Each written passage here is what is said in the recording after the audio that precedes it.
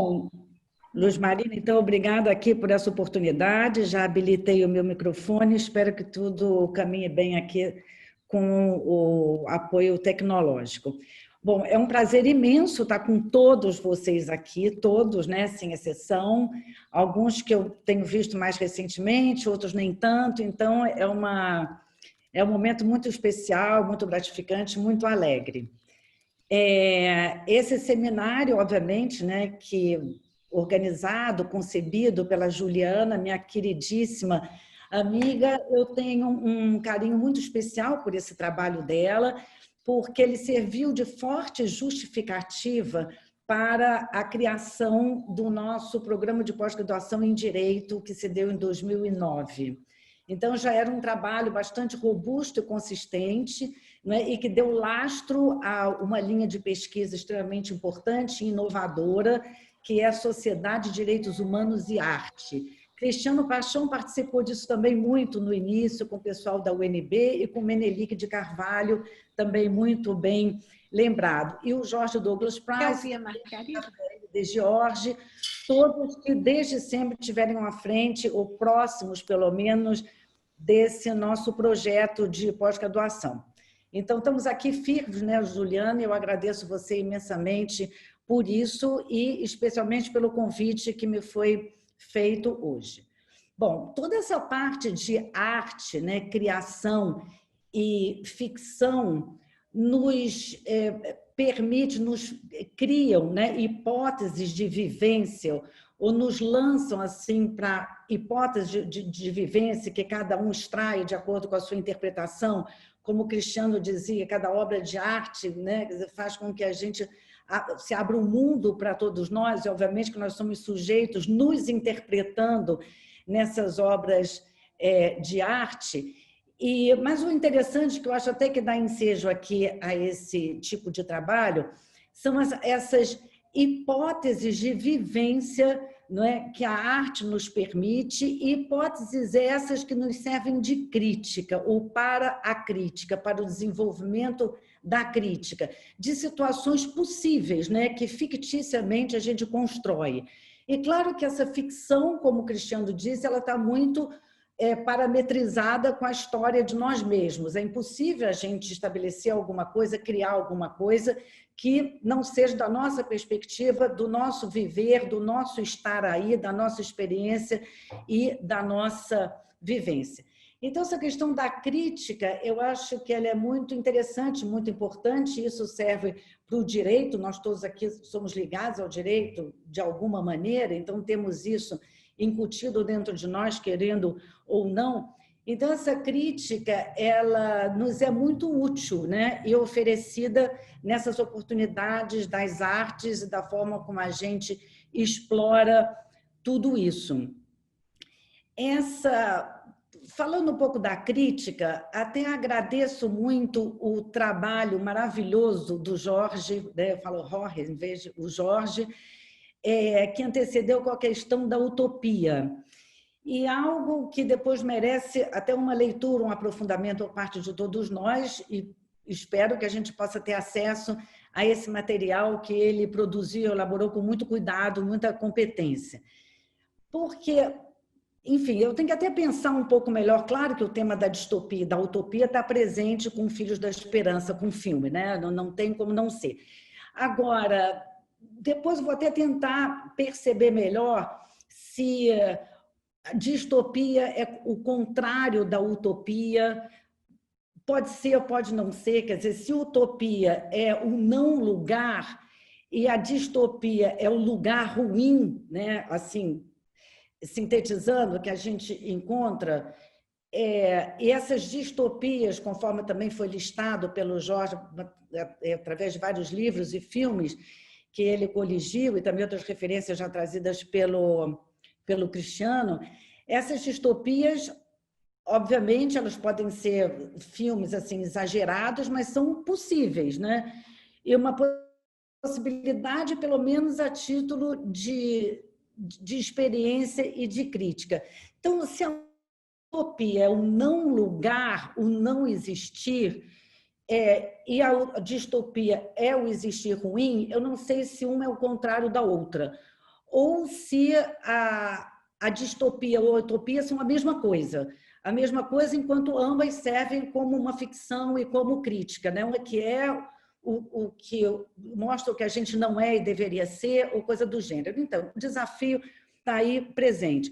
Mas eu acho interessante, quer dizer, a questão da crítica e esse filme, né, distópico, acho que nos oferece, permite isso. Bom, a questão do cinema também é particularmente interessante, né, nesse quadro das artes, das ficções, que tem vários gêneros.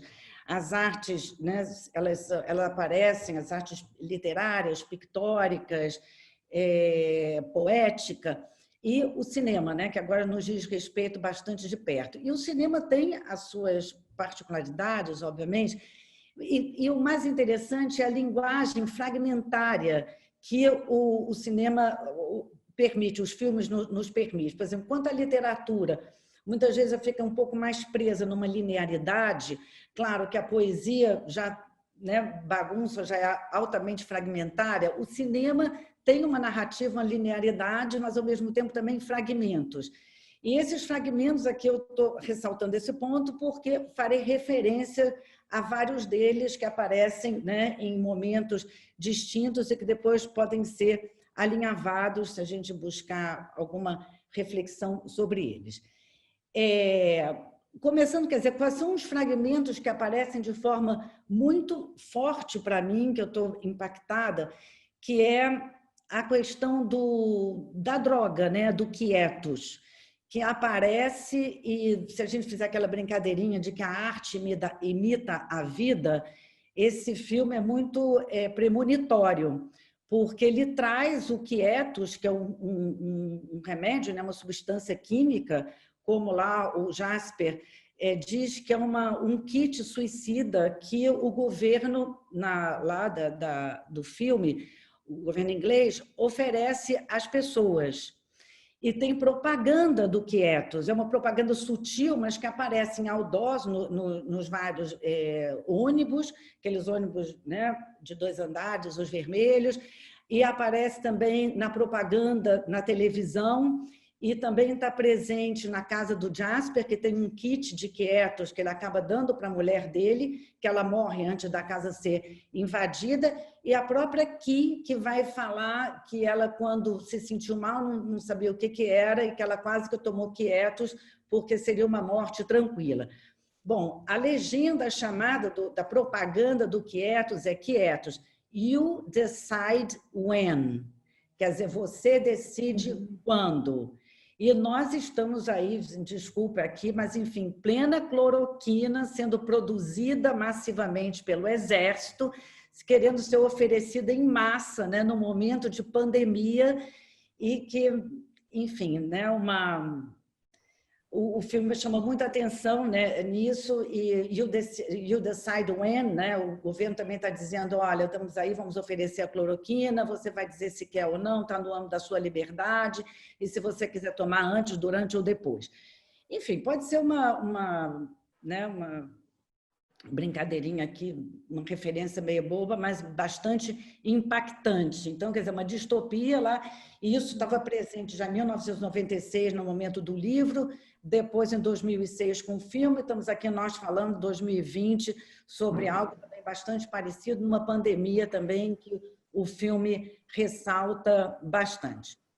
Bom, a questão, então, da distopia, né, do filme propriamente dito, o filme lida com a questão do fim da humanidade, né, da infertilidade. E me chamou a atenção, talvez, a dificuldade que a gente tenha em trabalhar com o fim da humanidade, né, que é muito radical em qualquer distopia, em qualquer possibilidade que a gente tenha, assim, de algum futuro. Já vou tomar com um pouco mais de cuidado essa palavra de futuro, obviamente. Mas, assim, o que seria esse fim da humanidade? Então, é algo assim muito radical, muito difícil. O filme teria que sustentar uma narrativa. Até aparecem algumas alusões que eles viveriam o fim da humanidade. A gente vê, quer dizer, eu não vou ter muito tempo, já estou vendo que eu vou me alongar, mas algumas passagens que o próprio Theo ele vai dizer, né, quando o Jasper diz assim, não, você pode vir morar conosco. Ele fala assim, mas se eu for morar com vocês, eu não teria mais nenhum outro desejo na vida. Quando ele vai dizer para o chefe dele, quando o bebê morre, o bebê Diego morre, ele vai dizer assim para o chefe lá da companhia de energia que ele trabalhava, o Theo, olha, eu vou terminar o meu trabalho em casa, estou muito impactado. E o chefe olha para ele, está tomando um café, quer dizer, aquilo tudo se torna-se um nonsense. Então, esse nonsense, quer dizer, que sentido tem, que razão tem o mundo se ele vai acabar no intervalo de 50, 100 anos, ou seria 50 anos, porque o último bebê tinha 18 anos. Então, essa narrativa do nonsense, assim, que não tem sentido, ela é muito difícil de ser enfrentada, né? E o filme não tem força para isso, e talvez seja até uma opção do próprio autor do filme ou da autora do livro. Ou até, posso supor também, por efeitos, razões comerciais, né? De ordem comercial, quer dizer, uma narrativa que se abre por uma esperança, para a chave da esperança, para aqui, né? Aqui é a chave da esperança. Claro que aqui, que é E, não é que é Y, obviamente, mas que é aqui, né? Não é outra coisa. Mas, então, quer dizer, quando se abre para essa possibilidade, a chave da esperança é uma narrativa que talvez se sustente um pouco mais, de forma que a gente possa trabalhar com uma distopia, porque se é crítica àquilo que não deve ser, quer dizer, o filme está apresentando um mundo ruim que a gente deve evitar, que a gente deve tomar cuidado, e tem a questão da ética, da responsabilidade e tudo mais. Então, essa questão também do sentido, ou seja, uma narrativa de sentido, e tudo isso é muito importante para o direito, né? Se a gente está falando também sobre a perspectiva do direito, o direito ele se situa, né, num ambiente que você supostamente quer o melhor, quer resolver da melhor maneira. O direito é algo que resolve problemas agora, mas que, pela sua própria natureza, ele se volta para um futuro, né? A questão da universabilidade do direito, um fazer justiça, tratar da mesma forma situações essencialmente semelhantes. Então, o direito ele está muito nessa visão linear, né, do tempo, de passado, de presente e de futuro, que é um problema que eu já vou destacar, essa questão da linearidade, né, refutando isso. Mas uma linguagem jurídica é uma linguagem que pressupõe essa linearidade de passado, de presente e de futuro, né? O direito é concebido dessa maneira, o direito funciona dessa maneira, e, ao mesmo tempo, o filme nos mostra algo muito distinto, né? Eu diria até de um tempo circular, que é bem distinto dessa linearidade. O Cristiano destacou bem essa questão da contemporaneidade. É interessante porque contemporaneidade não é sinônimo de presente. Tá? Contemporaneidade tem uma força muito maior do que o presente. A contemporaneidade traga o passado e o futuro, né? A contemporaneidade ela é única, ela absorve o passado e o futuro. Então, não é um mero presente que pressupõe um passado e também pressupõe um futuro.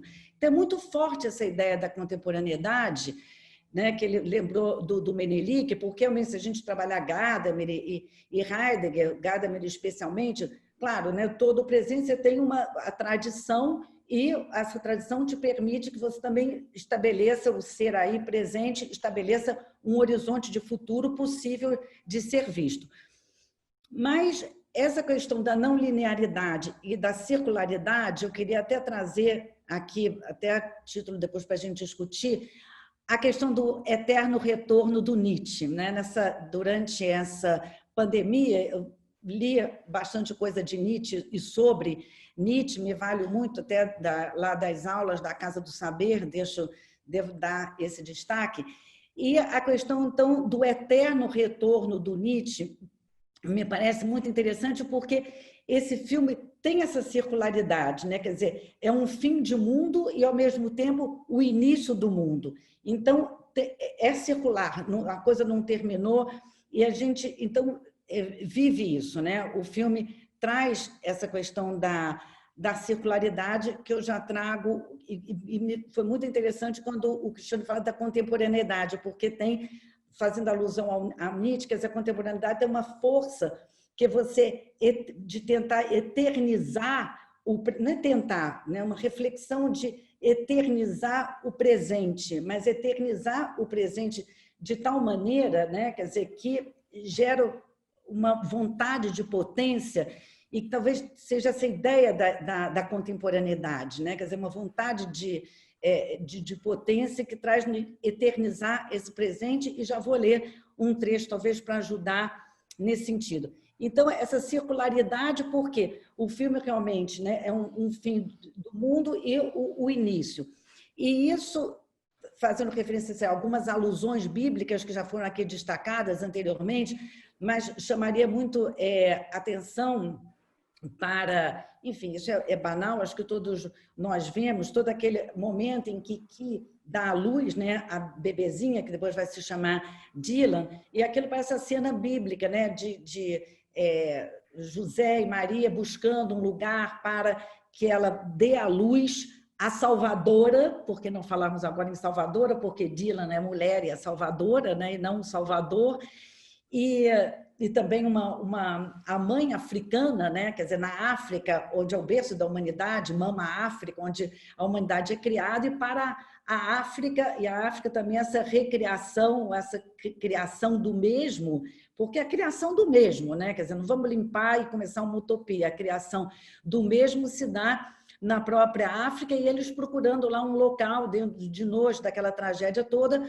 como se fosse, né, Maria e José, que dão lá na manjedoura com os filhos, enfim, aquele momento, e depois nascendo a Salvador. Isso, para mim, é muito forte, né, do filme, o elemento feminino e essas imagens bíblicas. A secularidade, que eu volto a falar, ou depois no debate, talvez mais, mas uma coisa que me intrigou particularmente no filme foi os 5 minutos. Então, depois a gente pode falar lá do Eterno Retorno. Mas foi o simbolismo da água. E essa questão da água, né? Por que aquele grupo rebelde era chamado de peixes? Eu não sei se vocês têm alguma sugestão, alguma resposta para isso, mas aquilo me intrigou. E a questão da água, como eu estou com muito Nietzsche na cabeça, e gostava muito dos pré-socráticos, fazia uma crítica especialmente à filosofia ocidental, que começa com Sócrates, Platão e Aristóteles, e gostava especialmente dos pré-socráticos, o dinamismo de Heráclito e a água que está em Tales de Mileto. E a questão da água, então, quer dizer, como tem tudo ali tem água. Ele começa, o Theo trabalha na companhia de energia, e tem um slogan logo no início do filme: economize a água para preservar vidas. E depois a água aqui é levado pela água, pelo barco, é levado para as águas, tudo bem, pode ser para as Ilhas dos Açores, mas é a água que leva que da mesma maneira. E esses pré-socráticos, rapidamente, ainda me reportam a mitologia grega, né? Eles fazem a passagem os pré-socráticos da mitologia para a filosofia com a introdução da questão da razão. E essa mitologia, então, claro que está muito presente na fertilidade da terra e da criação da terra, Gaia, né? Quer dizer, então, Gaia é a deusa grega, a grande deusa grega da mitologia. Isso sempre me impressionou muito, essa figura de Gaia, porque Gaia, ela mesma, sozinha, gera Urano. E Urano, então, né, com quem ela passa a ter vários filhos, e depois com Cronos, né, um dos filhos, os dois cortam a genitália de Urano e aí fertilizam a Terra. Fertilizam a Terra, criam o tempo. Então, quer dizer, Gaia, mulher, a grande deusa da criação da Terra, né, da fertilidade máxima, que é a nossa querida aqui, né, com aquele barrigão dela, dando origem, né, origem a ela, uma mulher, dando origem a uma mulher salvadora. Estou vendo aqui o sorrisinho da Luz Marina, que deve estar adorando, né, a gente colocar as mulheres, porque isso também para o direito tem um significado muito grande. A gente vive um direito totalmente patriarcal, discriminatório e machista e coisas do gênero. Então, foram essas as conexões que eu fiz de sentidos. Se a gente quiser trabalhar depois, eu achei que desse mais tempo, mas são essas referências que eu acho que pode trazer para o direito. A questão do Nietzsche, só dizendo, obviamente, que não é uma teoria, dizendo que é assim ou não.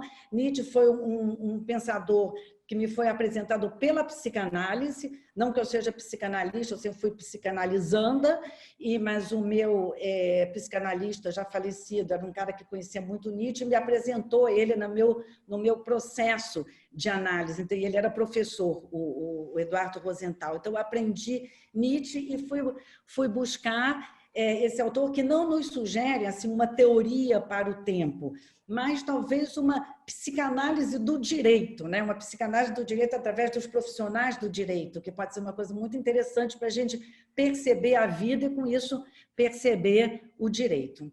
Enfim, Luz Marina, Juliana e todos aqui, seriam essas minhas considerações, em princípio, e aí estou pronta para o debate. Muito obrigada por trazer o elemento feminino aí, olha. Yes. Não é? Porque, na verdade, eu acho que toda a simbologia, eu acho que vocês têm razão, é religiosa, não é? Recupera, é uma analogia com o mito salvacionista lá cristão através do nascimento de Jesus, etc. Então, acho que faz uma analogia forte com aquilo. A linguagem bíblica de filhos do homem, não é? Quer dizer, filho no singular é uma referência ao que será o Salvador, não é? Aquele que é o Salvador, mas filhos no plural, então tem a ver com a humanidade com uma qualidade de existência, né, daquilo que é propriamente humano, né, em referência a Deus, assim, né? Bom, enfim, mas é muito bacana. Eu também acho que esse é um filme cheio de simbologia e cheio de esperança, não é? Porque é isso, se tem todo um processo de degradação e de morte que está instalado ali naquela sociedade, também tem as possibilidades de vida dadas, né? De recuperação, enfim. No final das contas, depois de sair pelo canal e chegar no mar, tem lá o navio é amanhã, não é isso? Tomorrow, não é isso? Eu queria registrar aqui, antes de mais nada, esqueci de falar isso no início, que a ideia do filme foi uma proposta do Cristiano. Eu mesma não conhecia o filme, o Cristiano se lembrou desse filme e realmente foi muito feliz essa proposta. Ué, o que aconteceu aqui? Não me vendo? Ué, deu alguma coisa aqui.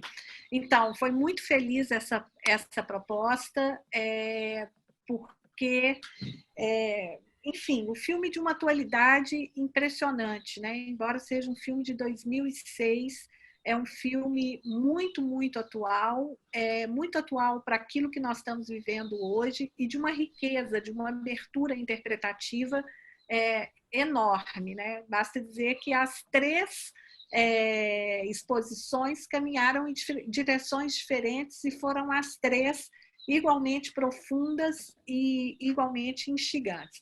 Eu só vou levantar um ou outro pontinho que eu achei interessante, que eu observei. O primeiro foi quando o Cristiano fez uma série de referências literárias e bíblicas, né? A questão do filho do homem, que é muito interessante, né? Os filhos do homem. E a questão do chante, eu até escrevi lá meio de brincadeira, mas é verdade. O chante, a gente canta sempre no final da aula de yoga, não é, Margarida? É uma saudação sânscrito que quer dizer a paz. Chante, a gente canta assim, é uma aclamação da paz, né? Eu não sei se foi um mantra, que eu não sei se o Eliot usou nesse sentido no poema dele.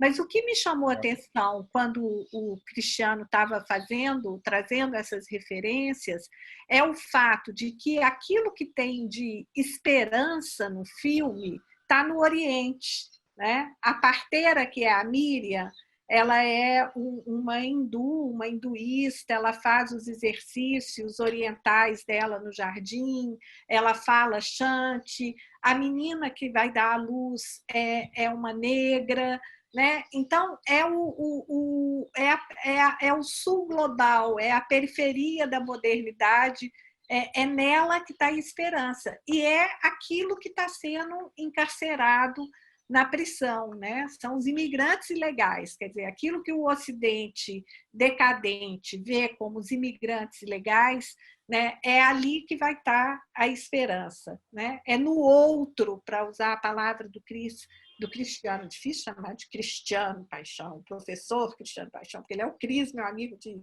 30 anos, né, da vida toda. Então,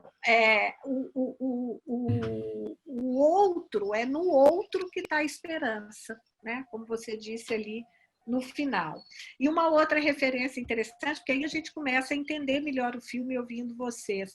O Theo como o deus grego dos faróis, né? Quando o Theo desfalece, tem um farol no mar, naquele barquinho, naquele mar, que dá essa coisa mítica, né? É uma visão épica e mítica ao mesmo tempo, aquela viagem naquele barquinho.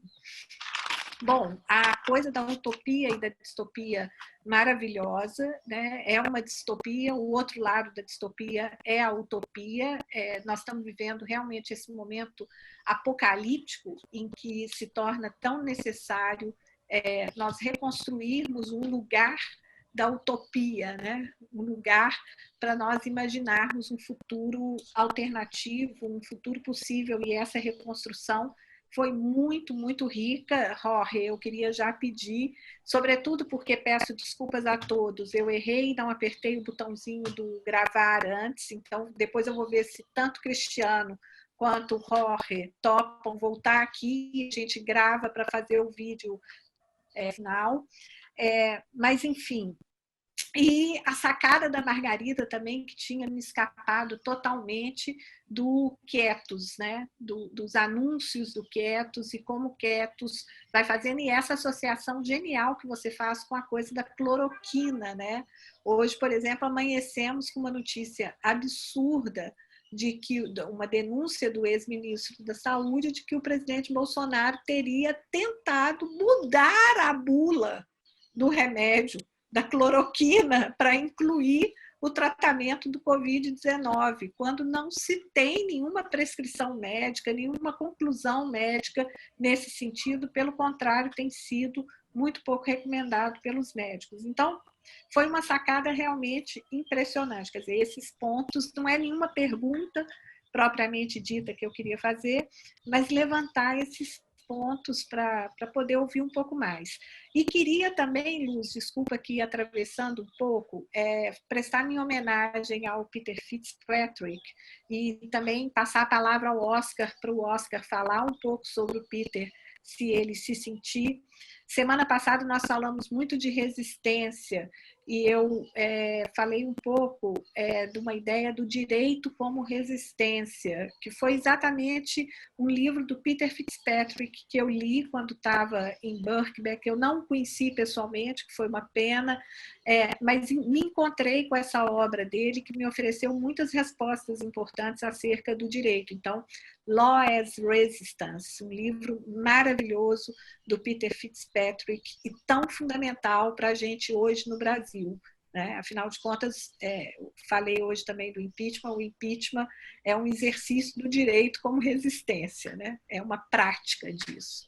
Então, não sei se o Oscar quer falar antes de... Não sei também. Obrigada, Luz. Um pouquinho, muito breve. Muito Manuel, obrigado, Juliana.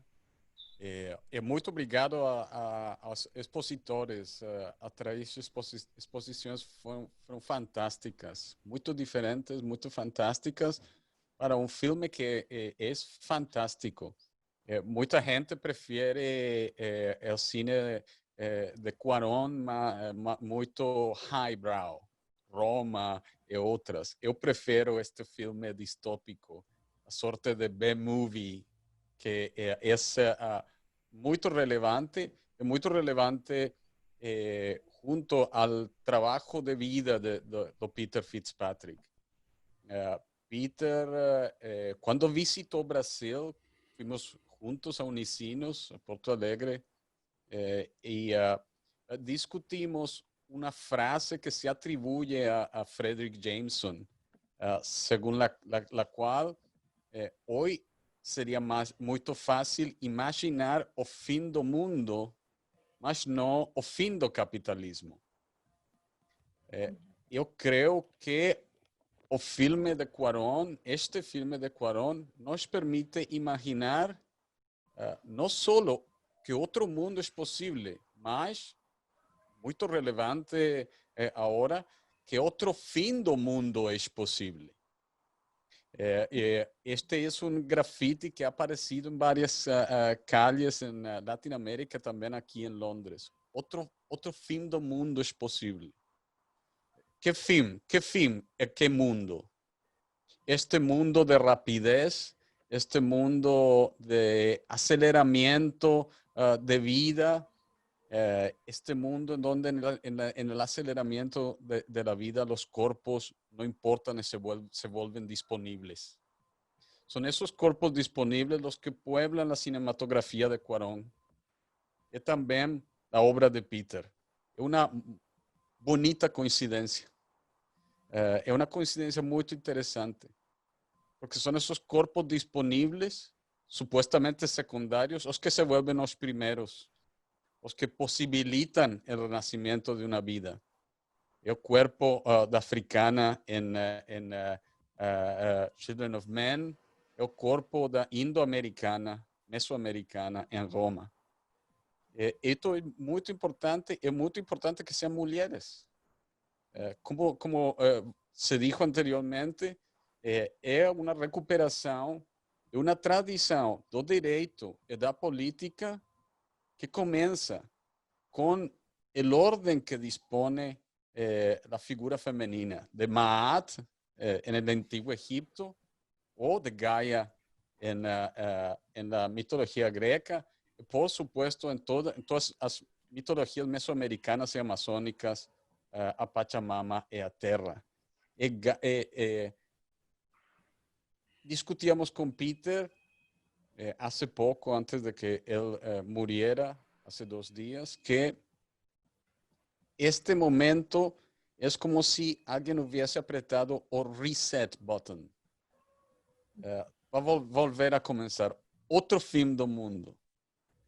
Y esto lo están viviendo las personas en su cuerpo. Están descubriendo la lentitud de la vida, no tener que levantarse para correr y salir a trabajar.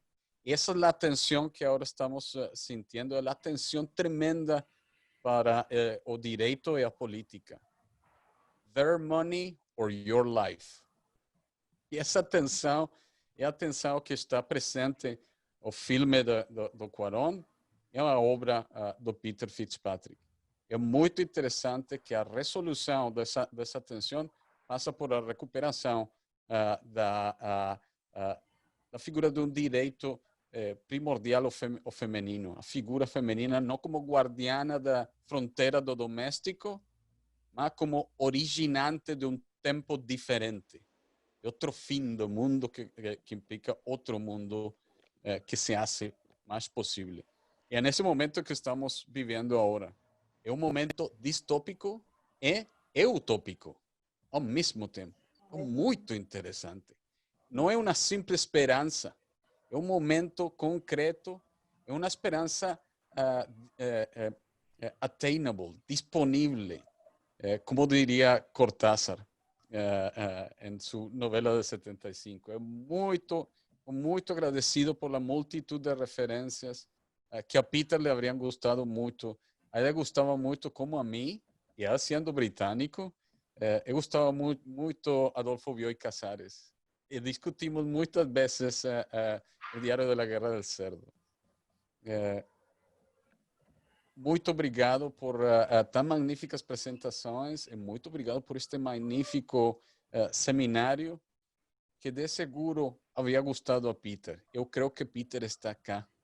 De realidad, solía decir que los fantasmas están ahora en la tecnología electrónica. Yo creo profundamente una suerte de tecnofetichismo.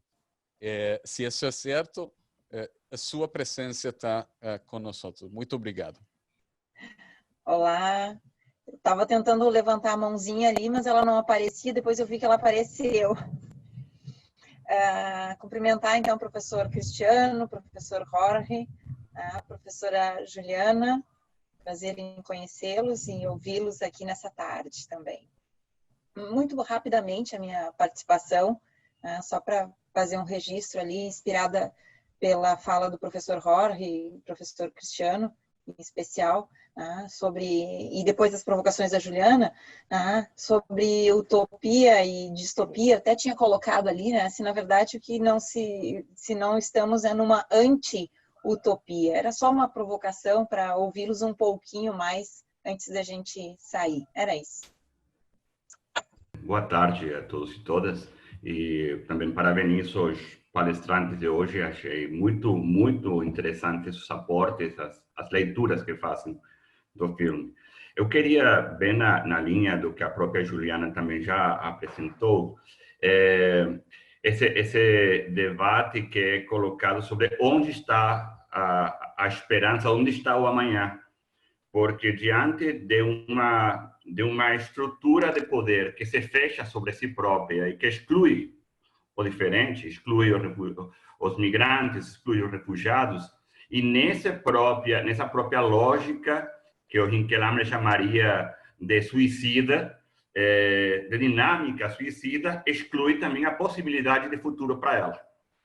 Então, é interessante porque é uma leitura um pouco bem alinhada com o debate sobre a racionalidade que fizemos no primeiro encontro, sobre o ensaio sobre a cegueira, sobre a racionalidade moderna, como essa racionalidade leva a uma lógica que exclui toda a possibilidade da vida. E aí é interessante porque não é só uma leitura sobre um outro qualquer que está fora.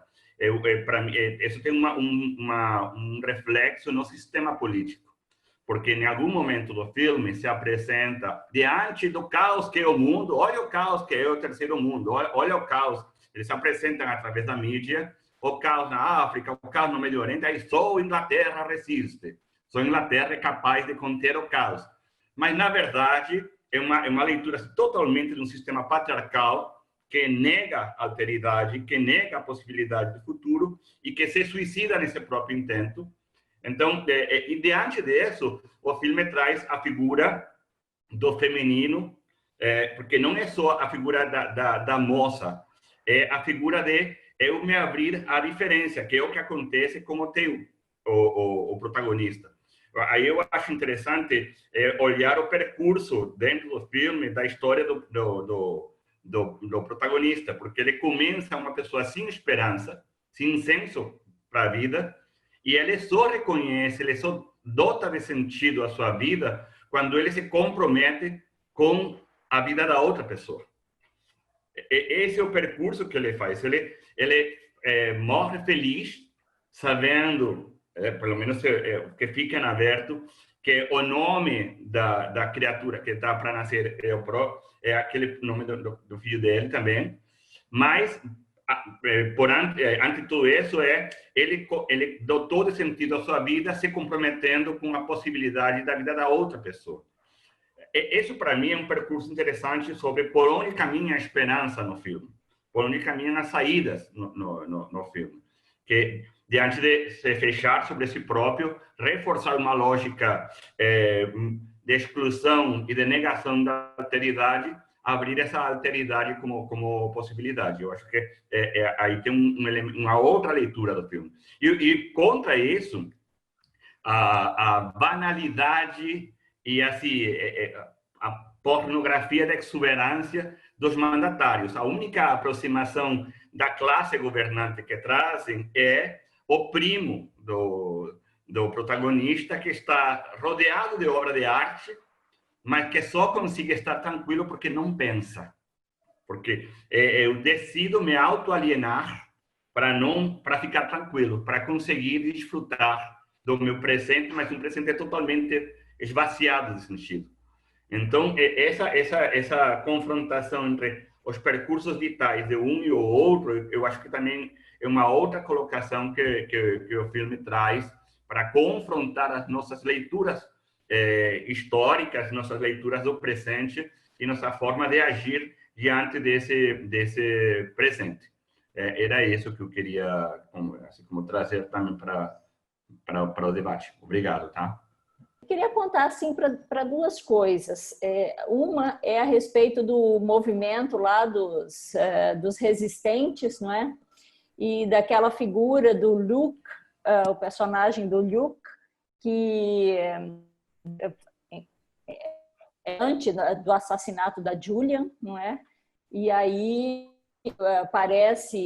é construído então durante o filme como um vilão, vamos dizer assim, né? Quer dizer, o cara assassinar a própria colega para ficar depois com a criança e fazer o que com a criança, que não fica muito claro no filme, o que ele ia querer, como utilizar a criança na sua causa, nas suas lutas, tal. Mas aí lá no final, quando está naquele enfrentamento com as forças policiais, né, ele diz assim, ela pensou, se referindo a Julia, né, ela pensou que poderia ser pacífico. Mas como pode ser pacífico se eles tentam tirar a nossa dignidade? Então, aquilo, né, achei que era um pouco, essa fala dele faz um pouco que uma redime o personagem, não é? Que durante o filme a gente acabou demonizando, vamos usar uma palavra também do âmbito religioso, a gente acabou demonizando aquela personagem e depois no final ele solta uma frase assim. Então, a questão da resistência também, queria que vocês falassem um pouco, uma vez que esse tempo que nós estamos vivendo é um tempo que requer resistência, né? Os nossos governos também, nesse processo de morte de tanta gente diante da Covid-19, pelo menos no Brasil, mas também na Inglaterra, a gente teve um comportamento muito ruim aí do primeiro-ministro em um determinado momento, e aqui com o nosso presidente Bolsonaro, as nossas populações, de modo geral, então expostas ao processo de morrer, não é? E com políticas que reforçam ainda mais esses processos, né?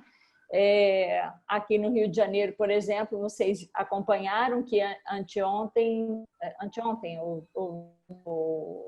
enfim, na segunda-feira de noite, não é? Na pandemia, a polícia invade o morro em São Gonçalo para uma operação, não é, contra as drogas e assassina um menino de 14 anos. Então, essas vidas, né, vulneráveis, esses corpos disponíveis para a matança, a gente tem que encontrar formas de resistência no meio disso. Se vocês puderem fazer aí comentar a respeito do processo de resistência que tem no filme, não é? E conectando isso com o nosso momento. E a outra questão que eu queria levantar é exatamente essa relação entre a distopia e a utopia, né?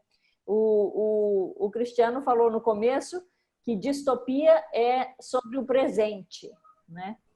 Mas a utopia também é sobre o presente, né? Quer dizer, então, a distopia é possível sem a utopia? Uma coisa é oposta ou é par da outra, né? Ou depende da outra? Então, também queria um pouco de reflexão nesse sentido. Queria só ler uma frase do Rafael De Giorgi, que ele diz assim, que o presente é um tempo que tem tempo, né? Então, eu fico pensando assim, né? Se o presente é um tempo que tem tempo, então as distopias e as utopias também têm o tempo, não é? Então, só para provocar um pouquinho e pedir a reflexão de vocês aí. Luz Marina, desculpa, Daniel Freitas pediu a palavra, levantou a mão, e como eu acho que esta vai ser a única rodada, também pela hora, capaz seria bom ele apresentar e já fazer uma rodada de respostas e fechamento por parte dos palestrantes. Mas Daniel Freitas pediu a palavra. Daniel Freitas, cadê você? Perfeito. Eu acho que, nesse mesmo sentido da fala da professora Luz Marina, queria fazer uma observação, talvez um comentário dos palestrantes, relacionado a resistências alternativas de combate do protagonista durante o filme. Eu lembro que tem um momento que para mim fica muito marcado, que aqui é separada dele, é levada para aquele prédio pelos peixes, né? E ele se vê numa situação no meio de uma guerra, né? Num fogo aberto ali, um conflito bem pesado. E mesmo assim, isso acontece durante todo o filme, e o protagonista, no momento, eu posso estar enganado, mas pelo que eu me recordo, ele não chega a pegar numa arma de fogo, né? E, assim, formas de ter uma arma de fogo, ele tinha várias, né? O tempo todo tinham armas no chão, pessoas morrendo, deixando armas caírem, e o tempo todo ele continua só como, de certa forma, até um observador. Ele vai atrás daqui, tenta buscá-la, salvá-la, resgatá-la, mas em nenhum momento ele entra em um combate aberto, ele joga pelas mesmas regras dos outros grupos que estão naquele conflito. E eu queria saber se os palestrantes têm alguma observação também, e eu acho que isso tem tudo a ver com a fala da Luz Marina, né? Depois tem outra pergunta também, não sei se eu faço agora ou se... Faz logo, Augusto. Tá. E a outra, eu também queria um comentário, acho que foi uma cena que me marcou bastante no filme, que é justamente após, quando eles estão saindo desse prédio, aqui é resgatado, o bebê tá a salvo, os soldados estão invadindo o prédio, e aí quando eles enxergam o bebê, tem um cessar-fogo, um momento de vislumbre, parece que o tempo desacelera, há um encantamento, como eu disse, há um cessar-fogo ali, eles conseguem sair pacificamente do prédio, e depois até, de certa forma, quebra de expectativa, que logo depois desse vislumbre, a galera, não, os soldados, eles de repente falam, não, ok, foi legal o encantamento, ótimo o que aconteceu, mas fogo novamente, né? A guerra continua como se nada tivesse acontecido. E, enfim, acho que pode trazer considerações interessantes também, até talvez um paralelo com os tempos atuais que a gente vem vivendo, né? O quanto, talvez, depois desse momento de coronavírus, pessoas falando que a gente vai voltar para um novo normal, ou talvez o quanto que, na verdade, a gente vai voltar para um momento tão pior, tão igual ao anterior, ou talvez até pior, né? A gente só está passando por um período de, talvez, assim, até cessar fogo, encantamento, as pessoas muito reflexivas, pensando sobre o futuro, e, enfim, qual será que vai ser o resultado disso, né? Quero agradecer muito, né, as intervenções e as perguntas. Daria para a gente falar muito aqui sobre isso, né? O filme é muito profundo e as perguntas são muito instigantes. Vou tentar contemplar um pouco, talvez eu não consiga passar por todos os temas levantados, mas a gente passar por alguma coisa para poder, né, girar um pouco esse debate. Bom, começando pela Juliana, ela precisou sair, mas ela comentou uma coisa que é muito interessante, que eu vou reforçar essa ideia dessa referência ao Oriente, ao Sul global que ela se refere, né? Isso já é um topos até da Idade Média, de alguns textos cristãos, a ideia de que existe uma salvação no Oriente, né? Tem um texto famoso, um livro do Humberto Eco, né, quando ele se fala, acho que se não me engano é Baldolino, quando se fala do reino do Preste João, né, que é um reino no Oriente onde, digamos, residirá a salvação, residirá algum tipo de redenção. Eu acho que esse é um recurso literário narrativo do filme e que a gente pode também, de certo modo, usar aí, mostra como a gente pode usar Eliot contra Eliot, né? Eu fiz essas apropriações do Eliot aqui, tocando no tema que a Juliana tocou em relação ao outro, né? Com certeza isso não fazia parte da agenda política de Eliot, né? Ele gostava de dizer como é que ele se definia. Ele se definia como um classicista em literatura, um conservador em política e um monarquista. Assim, ele era católico e anglo-católico na religião. Ou seja, ele era um personagem que se colocava como personagem conservador, mas sua obra não depende inteiramente da sua pessoa, né? A própria poesia dele mostra que ele não era um poeta clássico. Ele, na verdade, fragmenta a tradição literária para produzir um discurso novo. E nesse discurso tem chamados, tem perspectivas. Estou refletindo um pouco também sobre a relação entre direito e literatura. Como muitas vezes a literatura nos chama para uma desestabilização da tradição. Talvez a gente não sabe exatamente o que Eliot queria, como escritor, pode ser que ele quisesse manter a todo custo a tradição do seu amado Dante, do seu amado Shakespeare, Cervantes, mas se a gente analisar até a correspondência dele e Ezra Pound, a gente vê como a tradição dele é uma tradição que está se fragmentando. Por isso que é tão forte essa imagem na poesia de fragmentação. Então, a gente pode usar isso de outra forma, ver quais são os nossos desafios hoje. E aí eu já passo até para a observação do Oscar, gostei muito sobre essa questão dos corpos disponíveis, né? E acho muito bonita a homenagem que você fez ao professor Peter, porque pelo que li sobre ele, pelo que você fala dele, com certeza ele gostaria de ter até sua pessoa, seu nome, seu legado associado a essa discussão que estamos fazendo aqui hoje. E eu me pergunto sobre a questão dos corpos disponíveis, o que a gente tem a falar sobre o Brasil? Nós estamos inseridos agora, e isso já um pouco a resposta à Luz Marina também, nesse contexto atual que parece que fica difícil, digamos, ocultar, desvelar aquilo que acontece todo dia. Quem nós escolhemos que vai morrer? Nós temos hoje esse dilema que as UTIs, os médicos de UTIs precisam escolher quem vai morrer. Percebam que não é uma coisa tão novidade assim.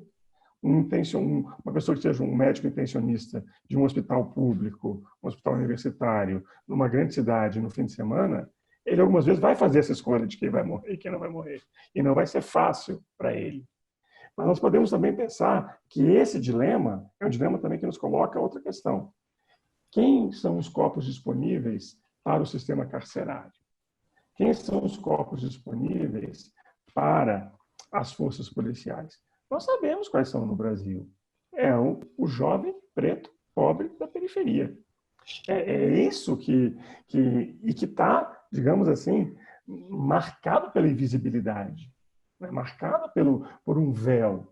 Nós fazemos matérias jornalísticas sobre muitas coisas, mas deixamos essa tragédia brasileira de lado. Então, talvez a crise possa permitir isso, né? Falando um pouco, fazendo a resposta um pouco ao Manuel. Manuel pergunta: onde está o futuro? Né? Qual é o lugar da esperança? Claro que responder essa pergunta é difícil, mas fazendo uma referência a uma passagem que o Augusto citou do filme, para mim uma das passagens mais simbólicas do filme é aquele momento de suspensão. Há uma batalha, e essa batalha, de certo modo, ela é suspensa, porque tem um acontecimento. Literariamente, a gente pode chamar isso de uma epifania, outra palavra com simbologia religiosa, mas que no campo da literatura Joyce fazia muito. Qual é aquela pequena epifania que acontece na vida cotidiana, na vida de uma pessoa? Você lê o Conto dos Mortos, por exemplo, e o filme reflete isso também. A gente vê um momento que para aquele personagem tudo se esclarece e é uma quebra do tempo em que um tempo denso se estabelece e redefine o passado, o presente e o futuro. Então, aquela epifania talvez o futuro, Manuel, esteja na suspensão do tempo, que pode criar um novo tempo. Talvez não, então, uma utopia, uma distopia, uma neotopia. Falando um pouco já sobre a pergunta da Ângela. A Ângela pergunta, então, passando para ela, será que em vez de uma utopia não é uma distopia? A gente sempre tem que pensar nesses polos como eles não sendo tão distantes entre si, né? Um outro tempo e um não tempo um está compreendido no outro, de certo modo. Então, o que a gente pode ter é um momento de espessura do tempo, que é esse momento de crise. A gente sabe que o léxico de crise vem do grego crises, associado a um contexto médico, de ter que tomar uma decisão. Então, o momento da crise é o momento da decisão. E esse momento pode permitir uma suspensão da distopia. E aí se estabelecer um novo tempo. Isso é algo que a gente poderia, eventualmente, explorar, né, em relação a essas transformações temporais. E Luz Marina, por fim, acho que eu já falei um pouco sobre, nas respostas aos outros, sobre as suas ponderações. Só uma última, e aí uma última observação sobre a questão aqui que o Augusto coloca, sobre essa questão da arma. Isso é uma curiosidade, inclusive, comentadores do filme mostram que o Theo nunca pega numa arma. Isso parece ter sido uma opção, digamos aí, narrativa do Cuarón. Mas isso em si também não é uma informação tão simples de lidar, né? No debate sobre o Bacurau, nós tivemos esse debate muito interessante sobre qual é o limite da violência, né? Qual é o limite da resistência em relação à violência. Eu, que trabalhei muitos temas ligados à ditadura militar, às vezes me deparei com essa situação. Nós tínhamos casos, por exemplo, como Onestino Guimarães, um grande líder estudantil, desaparecido da ditadura. Ele nunca pegou numa arma. Então, assim, muitas vezes as pessoas associam ele com a luta armada, o que é inteiramente falso. Agora, outros pegaram em armas e tinham suas razões para pegarem armas. Então, eu sempre tive muito cuidado em, muitas vezes, não criticar e não, digamos assim, colocar como uma virtude quem não queira pegar em armas quando você tem uma estrutura de poder que é armada. Então, as armas, o combate, eles são um signo do contemporâneo, são uma forma de contar uma história. Muitas vezes eu preciso adotar o mesmo recurso narrativo para continuar subsistindo.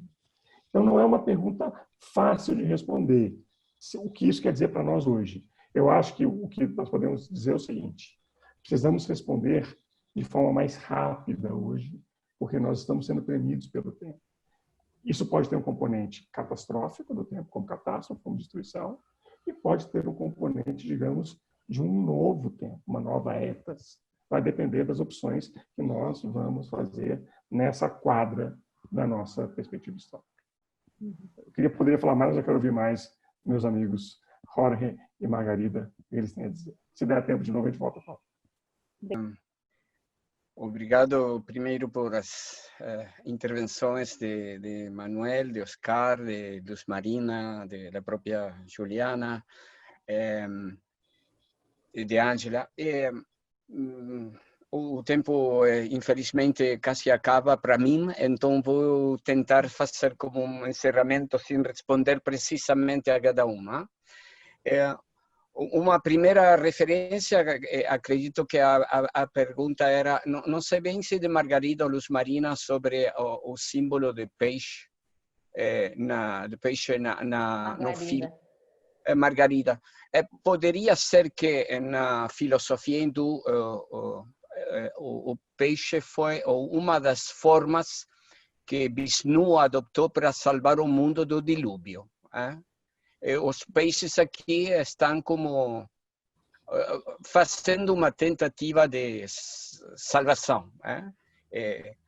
Mas eles, eu acho que isto se encontra com as últimas palavras de Cristiano sobre aquilo que eu chamaria da oposição ética, entre as duas éticas, que estão já presentes no começo da teoria da utopia, com o próprio Kant.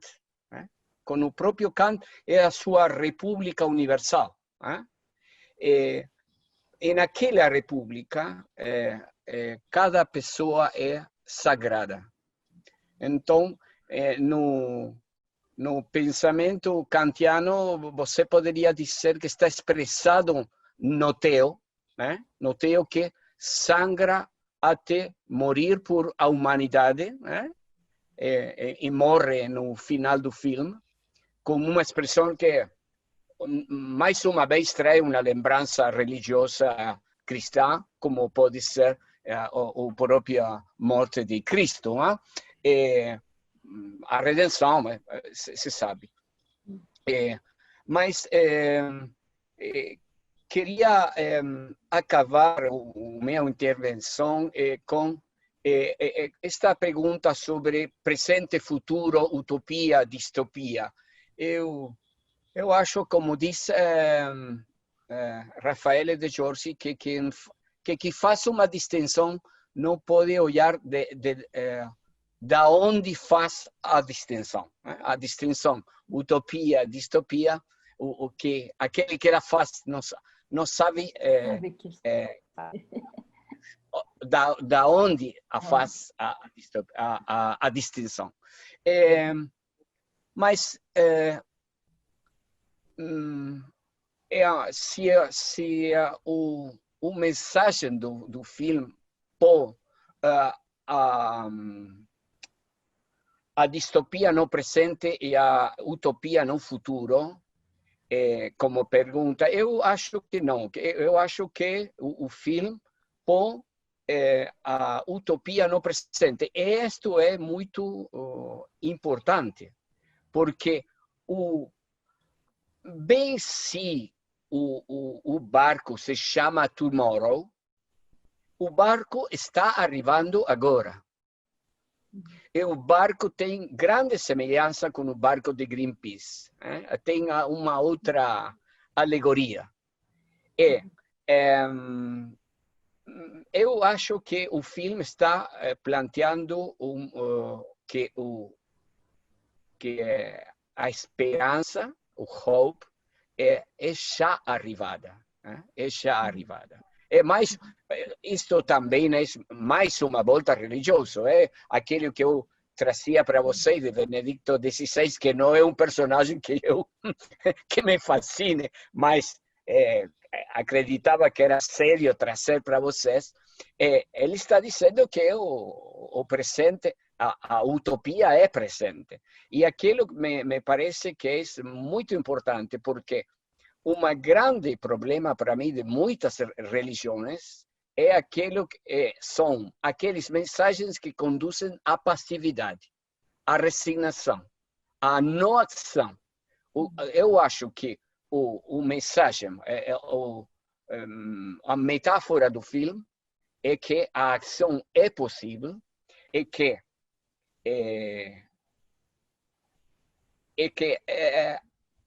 escolhe tras as duas éticas, a utilitarista e a kantiana, escolhe a kantiana. O personagem escolhe morrer. E Luke, que pode ser um idealista, escolhe, sin embargo, matar. E esta contraposição me parece muito bem marcada. O filme é magnífico, é um dos melhores filmes que vi na minha vida. Eu tenho já muitos anos e agradeço a vocês porque não havia visto o filme. Não havia visto o filme. Está cheio de ideias para debater. Só para terminar, nenhuma época conhece a sua cegueira. Nenhuma época pode saber qual é seu futuro.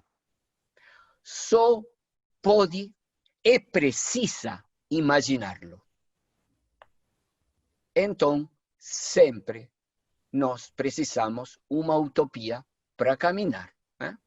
Isto é uma coisa muito formosa que diz um grande cantautor espanhol que é João Manuel Serrat. A utopia, e também Mário Benedetti, o grande poeta uruguaio.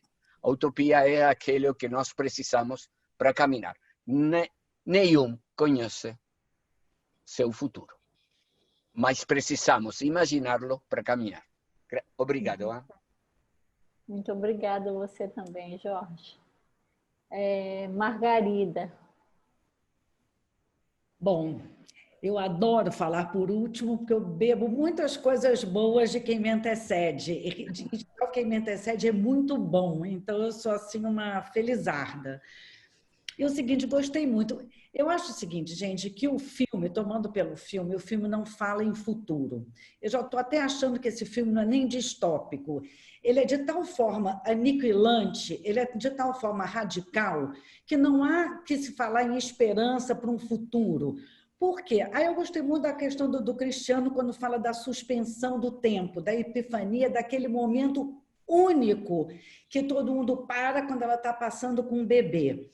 E, ao contrário do que é uma percepção que passou por aqui, que o Theo, não sei, alguém falou, não é que morreu feliz, não sei o que era, mas o Theo, ele era totalmente descrente, não vou falar de pessimismo, porque ele falou assim, olha, fala para o Jasper, isso aqui pode melhorar, mas não adianta mais nada, o mundo já, ele falou assim, went to shit, world went to shit. Então, quer dizer, acabou, para ele acabou. Por isso que ele era um ex-ativista que também não acreditava muito com as armas, das armas do momento, seja arma de fogo, seja arma de capital, como o Oscar aqui trouxe também, uma outra possível arma aí de um final de um mundo distópico, ruim. Então, assim, é uma descrença de tal ordem, né, que te suspende realmente para uma outra era, uma outra história, né, que rompe com todo esse passado, presente e futuro, até um futuro que possível ser imaginado por nós, né, com essa gramática que a gente dispõe, com esses referenciais que a gente dispõe, né, e referenciais institucionais.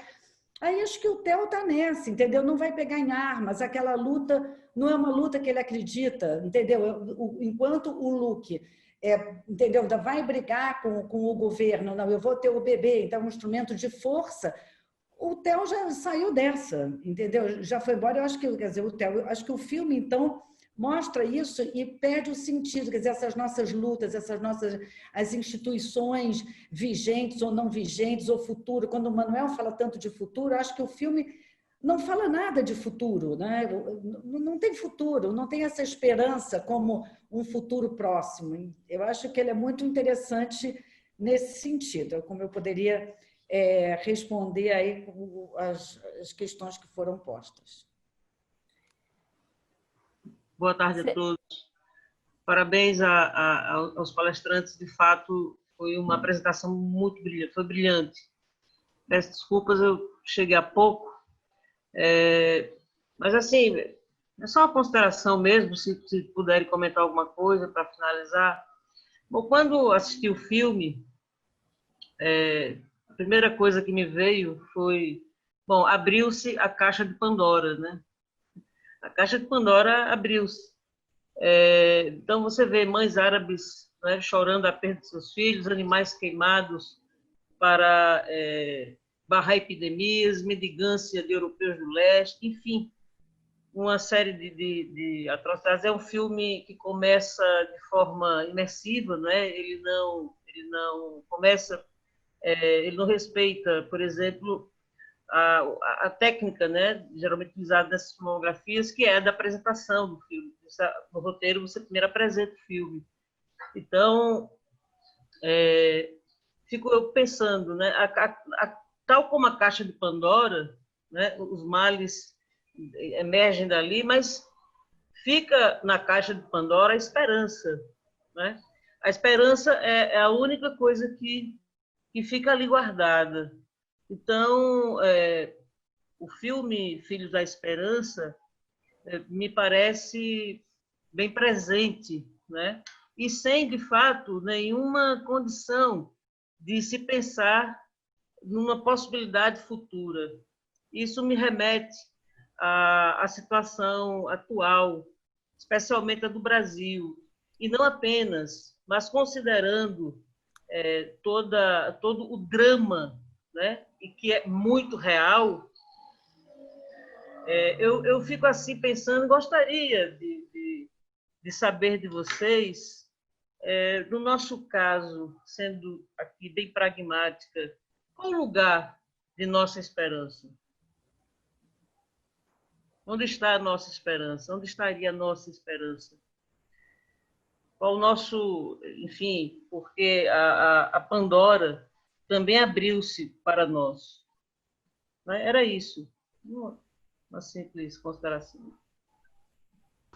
Muito difícil a pergunta, muito difícil a resposta. Muito mais difícil, todavia. Obrigado, Rita, por fazê-la, mas acho que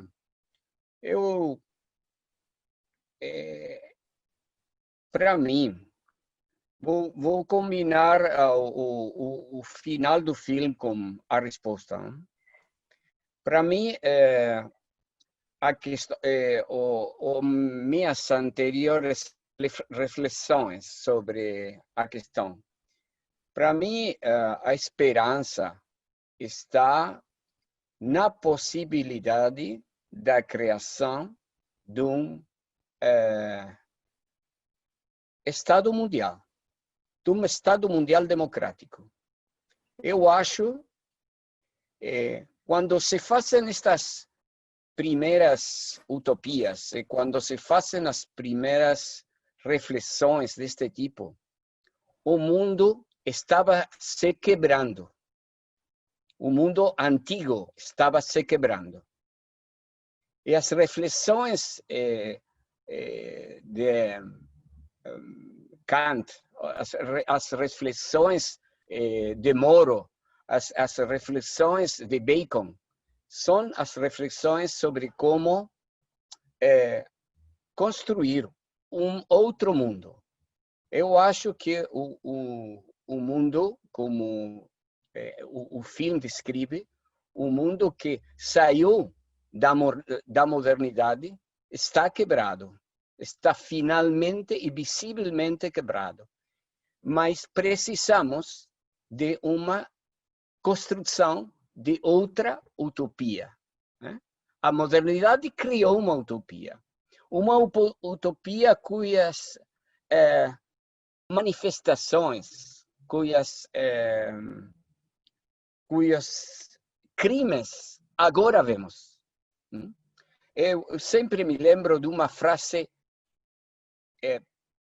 profundíssima, belíssima e comovedora do começo do texto do Albert Camus,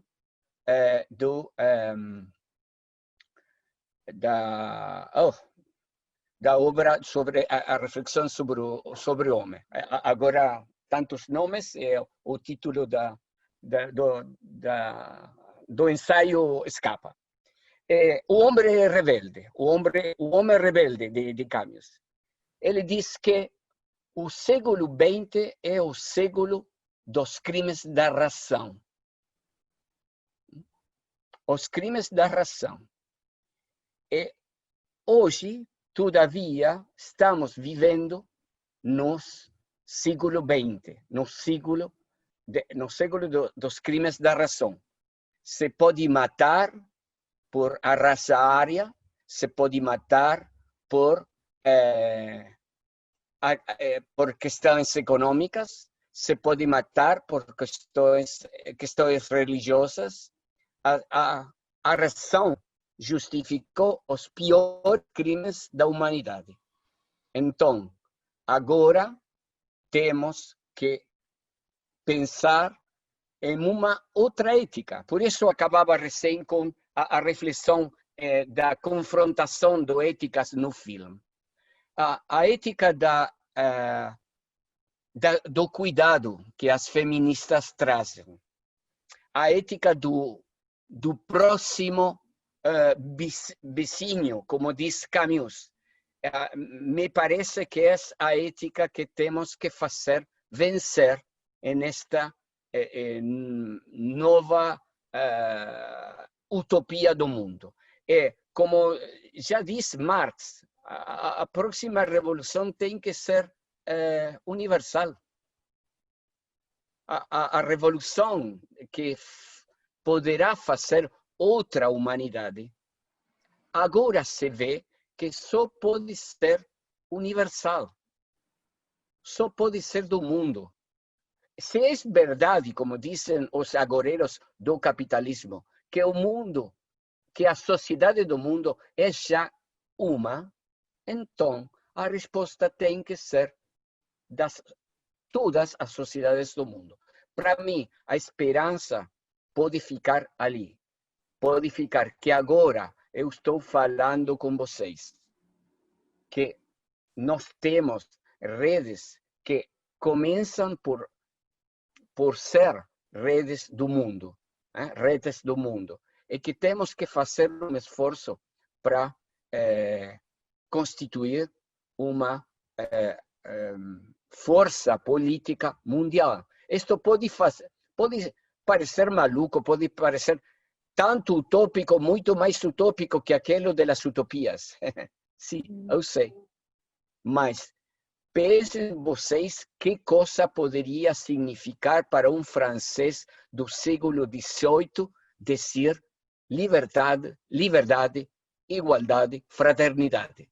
Era tanto longe, tanto afastado de si, como agora dizer que o mundo precisa a revolução do mundo. Para mim, a esperança tem que ir por aí. Bom, Rita, eu diria que você pergunta onde está a esperança. Eu diria que a esperança está na utopia, portanto, ela não está. Se a utopia não está, a esperança não está. Eu estou muito envolvida com esse filme mobilizou muito. E tomando o final do filme um pouco na esteira aqui do que o Jorge trouxe, numa nova ética, na ética do cuidado.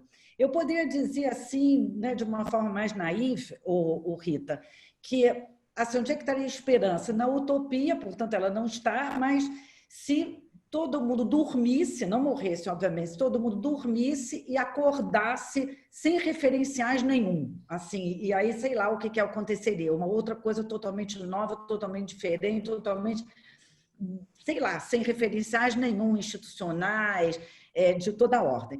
Mas o final do filme, alguém disse também que ele morre feliz. Ele dizia muito para ela não largar o bebê dela, para ela não dar, ele dizia assim, fica com você, fica com você, fica com você.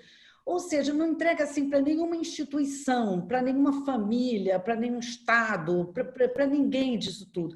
Quer dizer, o que é?